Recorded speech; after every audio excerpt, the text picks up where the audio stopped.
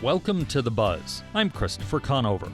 This week, efforts to turn a southern Arizona national monument into a national park.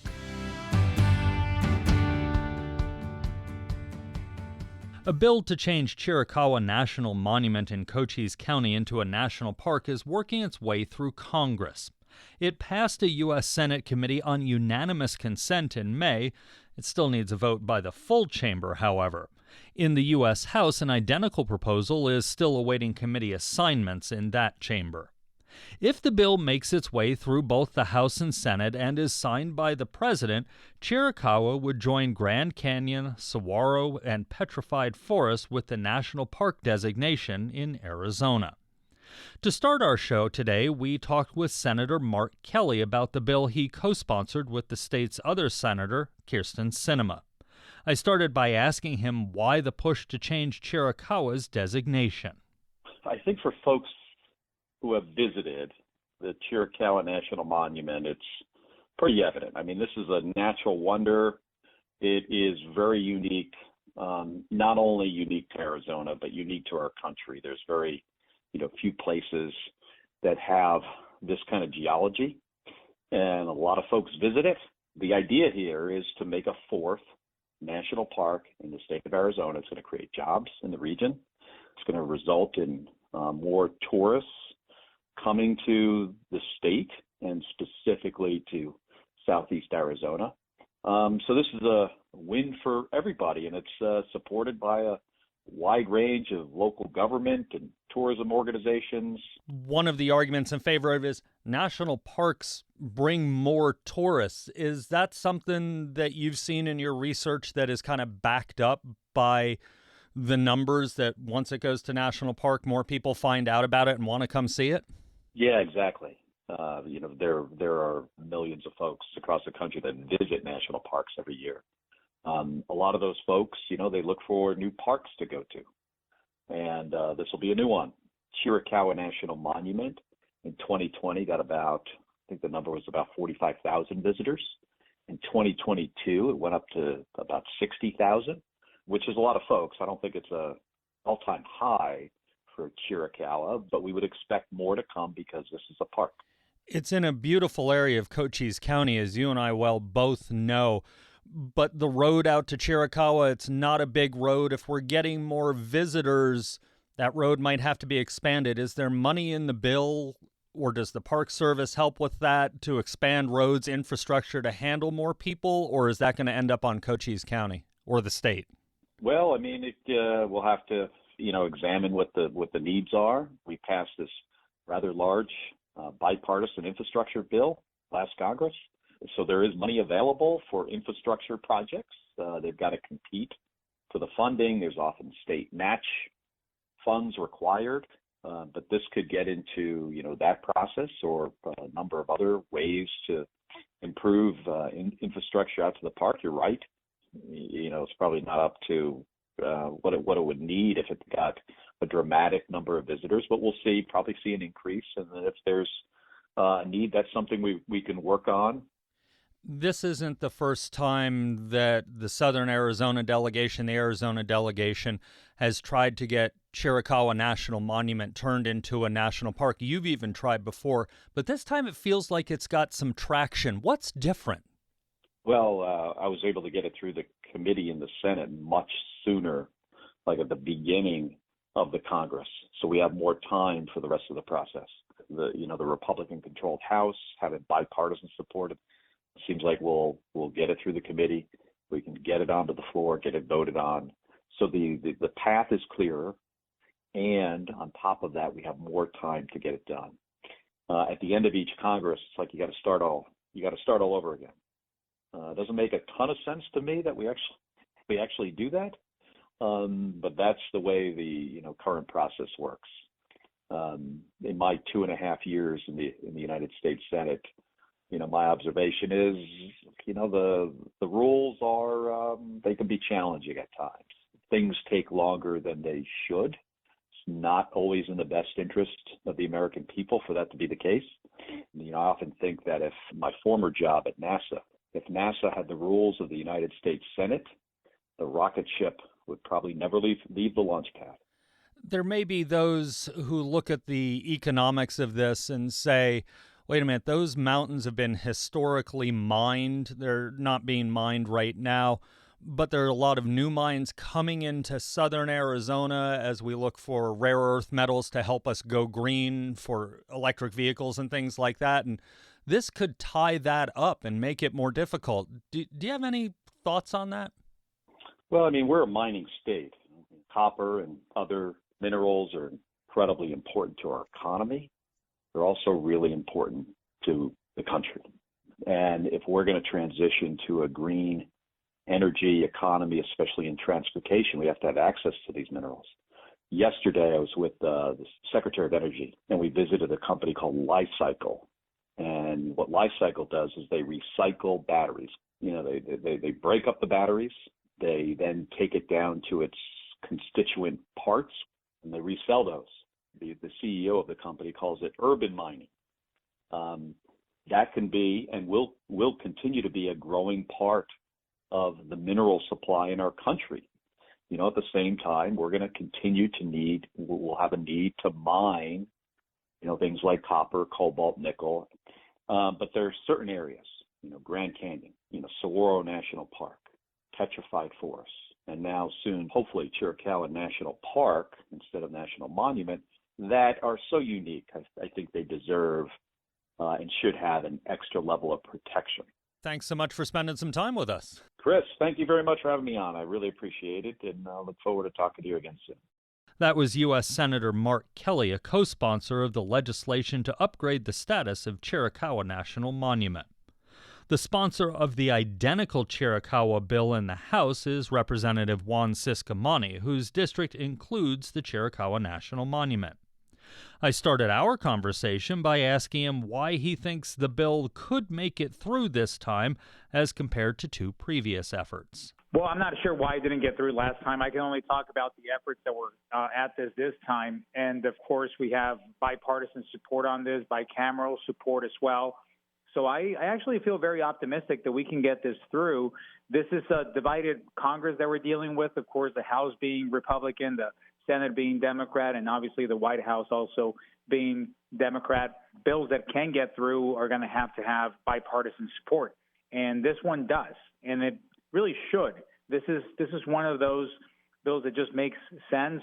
You may look at this and say, gosh, why hasn't this been done before? Like you said, here we have a great shot at this. It's going to definitely help with tourism, and making this a national park is something that we heard from constituents in Cochise County that they wanted. I'm really looking forward to working with the Senate on this and getting it through. For people who live here or spend time, want to come and see the Chiricahuas, what's the difference? Will anybody notice a difference between the National Monument and the National Park, or is it more behind the scenes stuff? Well, it's a little bit of both, but it's also the main aspect of it is the promotion, the list that it's going to be on, the tourism that it's going to attract. There will be 64 national parks with this one included in the country. So it's a very exclusive list of attractions. Like I mentioned, the Saguaro National Park, of course, the Grand Canyon. These are just, they're in this list that tourists check out, they look at when we have world travelers. When they come and visit a state, these are one of the things that people look for when national parks are in the state. So it's really what will be used for the attraction. This will directly impact the local economy as well, with tourism, with restaurants, with shopping, retail, transportation, you name it. It's gonna really shape up to be something nice. A lot of people already enjoy the Chiricahua as a national monument, but when we call it a park, then it just changes designation and all that goes with it. Part of that designation change, assuming it goes through, deals with economic activities like mining in that area. Now, the Chiricahuas haven't been mined since the 1980s, but any concerns about cutting off that type of economic activity in the area?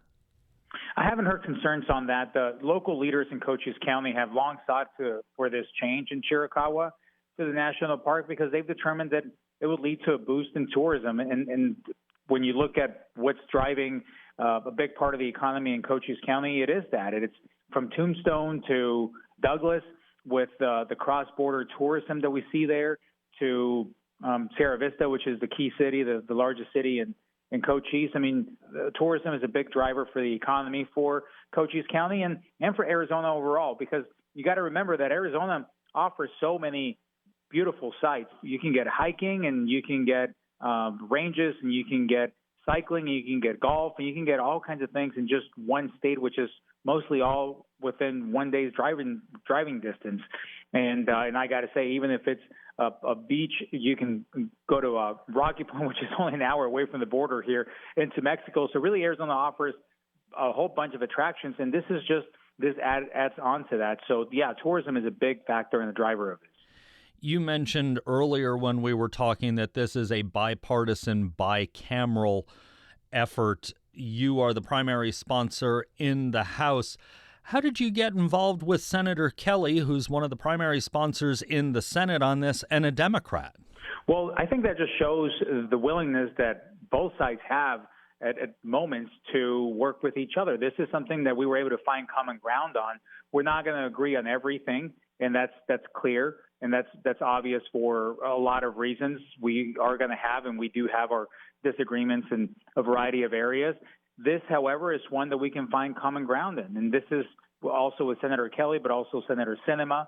So you have a Democrat, an independent, and a Republican working on something that makes sense for Southern Arizona. This is in Cochise County, which is in our district, and I was able to get behind this, champion it, and be able to fight in the House over here to get it through. And I think it's got a really good shot at making it out of the chambers here and hopefully to the president's desk.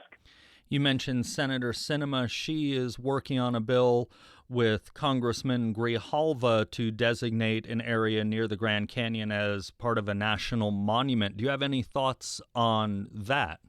Well, I would have to see which one that is, but I think that whenever we can do what we can to preserve our beautiful landscape while also promoting and allowing economic development, I think that could be a win-win, but I would have to look at what area that is specifically. All right. Well, thanks for spending some time with us, Congressman. You got it, Christopher, anytime. Thank you for the time. I always enjoy talking to you, especially when I'm up here in D.C. and reporting back what's happening up here. Let's make sure we do this often. That was Juan Ciscomani, who represents Arizona's 6th Congressional District in the U.S. House. You're listening to The Buzz. After the break, we head out to Chiricahua National Monument to learn more about the area. Stay with us.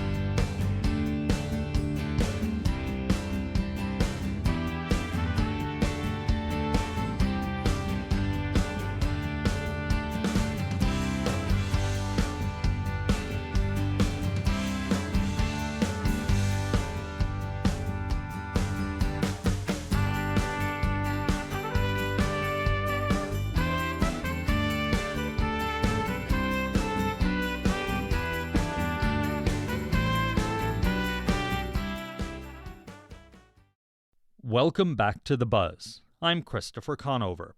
This week we're looking at efforts to change Chiricahua National Monument in southeastern Cochise County into a national park. We started the show with the bill's sponsors. Now we learn about Chiricahua itself. AZPM environmental reporter Katya Mendoza recently traveled to the National Monument to ask some people who work there what makes it so special. Katya, welcome. Thanks for having me. So let's start with where you were and what brought you there. Well, I traveled a couple of hours southeast to the Chiricahuas for the first time, actually, even as an Arizona native. The National Monument is known for its rhyolite rock pinnacles, better known as hoodoos, which are also found in Bryce Canyon National Park. These welded tuffs, or geological rock formations, were formed over 27 million years ago by a cataclysmic volcanic eruption at the center of the park, which formed the 12-mile-wide Turkey Creek caldera. The Chiricahuas are also known as a sky island with quite the extraordinary biodiversity and is certified as an international dark sky park. So that all sounds amazing, but what is it that makes the Chiricahuas so extraordinary? Well, the Chiricahuas are like a crossroads for four major ecosystems where the Sonoran and Chihuahuan deserts, the Sierra Madres, and Rocky Mountains converge. The monument also has 5 world biomes, or large areas of plant and animal groups, such as desert, grasslands, chaparral, and deciduous and coniferous forests. It is also certified as a Class 1 airshed, so through the Clean Air Act, the area is to be preserved for not only clean air, but haze and visibility. I was talking with physical scientist for the Southeast Group of the National Park Service, Jessica Garcia, who helps monitor the air quality every week, in addition to well and spring water monitoring. When a lot of people think about the Chiricahuas, they think about those balanced rocks, those hoodoos you mentioned. Are they actually stable, or are we just waiting for those, big rocks to fall off those pointy points they're sitting on? So Jessica said that the rocks are actually quite stable. So the hoodoos and the pinnacles are relatively stable, and they've been mechanically tested and are fairly sound. The balanced rocks, although precarious looking with these large rounded rocks on these smaller necks, are actually more stable than some of the columns. Along the roadways is another issue where we do have constant rockfall. So you took a hike with Jessica and some others. Why don't you walk us through the site? So I was lucky enough to be guided by a crew of National Park Service staff down the Echo Canyon Trail for a little over 4-mile hike. We started at a higher elevation of about 6,800 feet and slowly made our way down, walking through these magnificent rock pinnacles covered in lichens, which look like small plants made up of fungus and algae. They look like yellowy green paint that looks like moss. They even said they likened the lichen. What else did you see? Honestly, a lot of vegetation. There are over 1,000 plant species that grow within the boundaries of the monument. From point leaf, manzanita, oak, and juniper trees, pine trees and cypress, ferns, there were even bursts of red and purple wildflowers that were dispersed throughout our hike, and we also came across 2 red, white, and black snakes. Look at that guy. And what kind of snake is that? It's a king snake? Black on yellow is a king snake. Red on black, friended jack, something like that. Red and yellow, kill a fellow. Yeah, red and black, friended jack.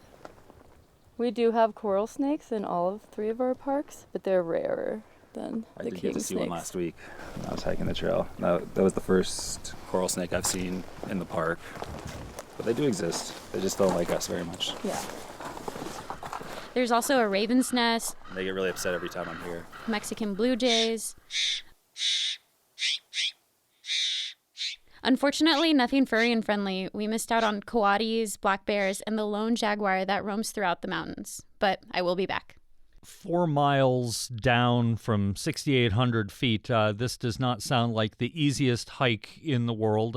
How strenuous was it?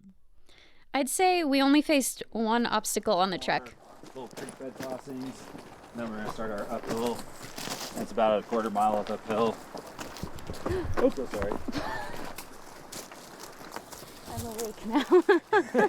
Yeah, just try to keep you on your toes. Yeah. You know? Well, we were walking by, and a tree, a little sapling, a cypress sapling, had fallen over, was encroaching into the trail, and as I walked past, the top of the sapling decided to fling back and hit our poor host, give her a nice wake up.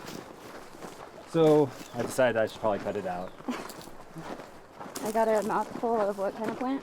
Cypress. Cypress. It's got a real nice smell to it. It is quite fragrant. Yeah.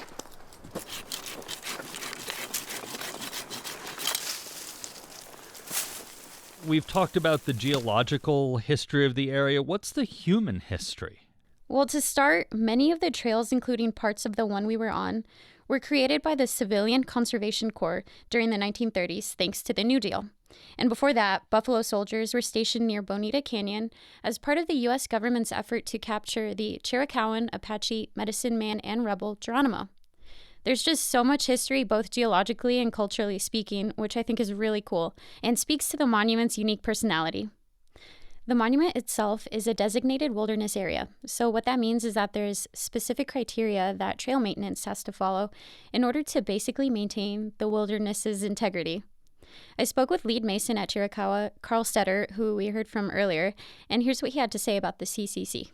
But a lot of the trails were started by the Ericksons and the Riggs, who owned Faraway Ranch, which is a house that you pass when you come in. It's an old ranch house. Lillian and Ed Riggs had started like this whole business, the Dude Ranch business, and getting people through here. People would take horses up into the monument. And eventually when the New Deal came down, the CCC were a part of, it was a big push to get the CCC down here because, it was the hiring and jobs. So when they did, they had this grandiose idea that this had become a monument. They were going to build this wonderful staging area and have this huge celebration and commemoration. And so over at Maasai, which is the end of the road here, there's a little coronation stand that they built out of rocks and everything. And made this huge party. Basically, I think 8,000 people showed up. They had a 400-foot grill that they dug out of the rock and grilled 8,000 pounds of beef, I think. But the CCC was here from 1933 to 1937, I want to say, and built most of these trails. They were all originally built as horse trails. That's why you get real large, wide sections. But over the time, 100 years, things degrade, so we get a little narrower parts here and there. So Carl mentioned the Riggs family. Who was that? Ed Riggs was a rancher and trail foreman for the CCC, who later became a huge advocate for the monument. Riggs actually designed many of the trails that exist within the park today, including the Echo Canyon Trail that I hiked. One of the features of the trail is called Wall Street. Don't fall. Which is a narrow corridor of rock walls. I mean, this wall alone is probably about 40 feet, just stacked up on top of itself and backstacked. And then this whole area, they had to cut through. And so it was dubbed Wall Street for obvious reasons. It's just two canyon walls on either side, just kind of narrowing. And you can tell, they took a lot of time realizing that this was a fail point, right? This is a spot where it would probably just wash away. So in places like throughout the park where it's really there are steep drop-offs, if the park becomes a national park, would there be reason to put rails here? I would say that would probably be something that the park looks at for sure. There's moments where, even now when we get into our busy season, where this area does become a little bit more crowded, and if it becomes a national park and people do come in the way national parks tend to see, visitorship, it would be something that they probably will consider. Though again, being wilderness and being historic, it's something that it would be hard to just immediately say, okay, we're going to slap this up. It's going to have to go through a whole process to actually, put up rails or ropes or anything like that. Has anyone fallen down there? Not since I've been here. No, luckily nobody's fallen down there yet. So what do the employees think about all this potential change from monument to national park? They were all in favor of it for good reason, I think. This isn't the first time its designation has been proposed. It's received bipartisan support. It would become Arizona's 4th national park and 64th for the country. I mean, there's a reason that people want to visit beautiful places like this. Well, getting national park status gives you a little bit more protections within the Park Service. So when you're a monument, it doesn't take an act of Congress to remove the monument status, but when you're a national park, it does. So it will give us a little bit better protections. This is all designated wilderness, so it emphasizes that point that this is a place to be protected. Other than that, not much will really change, except for we'll get more people. There's everybody that wants the the stamp of the National Park Service. You guys, NPR just had a story about a woman earlier this morning that became the oldest woman to get to all 64 national parks. And if it comes to national park next year, she's going to have to come here too. So she'll be here, among others. The way that the NPS staff described it was this hidden gem of a place that sees over 50,000 visitors a year. This designation has touted economic opportunity for Wilcox and the surrounding area, but I also think it's worth noting, considering the best way to protect places like this. What do you mean by that? I think it's important to consider what a national park designation entails. Some people wonder what the influx of people will look like and how the physical land will handle it. Because it's a designated wilderness site, there's absolutely no modern technologies allowed for maintenance. So you have people doing manual labor, cutting down dead trees using two-person crosscut saws, chiseling rhyolite rocks for trail staircases, using pulleys to move debris and things like that. There are a lot of people behind the scenes keeping this park as accessible and enjoyable for everyone. I think of them as the unsung heroes of not only this monument, but at other parks. For the most part, we're like the gnomes of the trail world, of trails. Not many people will see us. I mean, when they do, they get really excited. When they see us working on the trails, it kind of brings to light like what it takes. And for us being in designated wilderness, we don't get to use the fun tools that like the CCC had, which were like pneumatic drills and all that. A lot of our stuff is, back to just using our hands with chisels. And so I think people do get kind of surprised at like how much effort. You come across two guys cross-cutting a tree out. You really do see how much it takes for us to do it. So what's on the monument's agenda in the near future, especially as those of us who live in southern Arizona, lower elevations, are looking for somewhere of a higher elevation to get to during the summer? So many projects. Another thing that they shared with me that is worth mentioning is that because of its history and location, they confer with about 14 tribal nations regarding projects within the monument's boundaries. Like I said earlier, it has a long-standing history with Chiricahua Apaches, so park staff said that they try to keep an open dialogue with the tribes, including the White Mountain Apaches, regarding reenactments, trail management. We have many different projects, including putting out wildlife cameras to see what the different wildlife, where they are, species presence and absence, that kind of thing. We also do a lot of erosion control.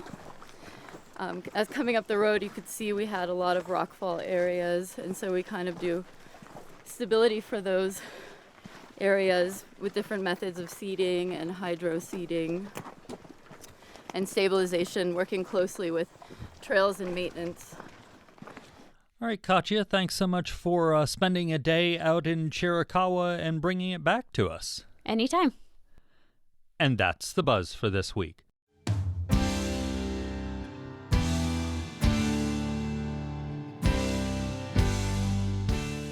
Tune in next week as we check in with two economists to learn about economic conditions both nationwide and in the state.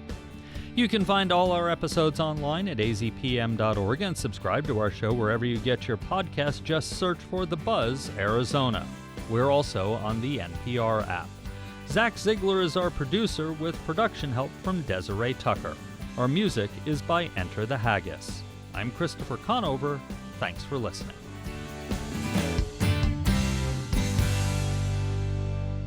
Arizona Public Media's original programming is made possible in part by the Community Service Grant from the Corporation for Public Broadcasting.